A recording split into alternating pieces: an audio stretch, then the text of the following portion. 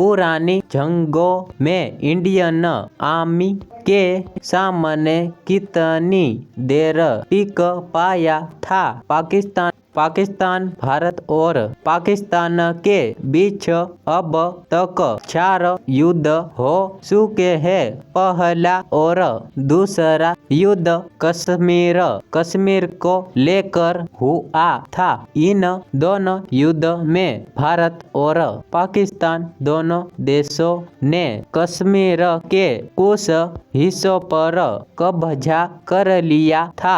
चारों युद्ध कब तक चले और कितने दिनों में पाकिस्तानी आर्मी पीछे हटी गई, जानते हैं। पहलगाम आतंकी हमले के बाद भारत और पाकिस्तान के बीच तनाव एक बार फिर चरम पर है।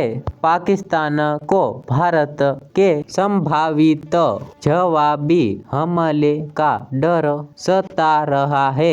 भारत की ओर से सिंधु जल संधि की समीक्षा पाकिस्तानी नागरिकों के वीजा रद्द करने और पाक कलाकारों के अकाउंट्स बंद करने जैसे कड़े कदम उठाया गया है। इस बीच सवाल उठ रहा है, क्या भारत और पाकिस्तान एक और युद्ध की ओर बढ़ रहा है? हालांकि अगर ऐसा हुआ तो यह पहली बार नहीं होगा। इससे पहले से भी 4 में युद्ध में भारत पाकिस्तान को पछाड़ चुका है।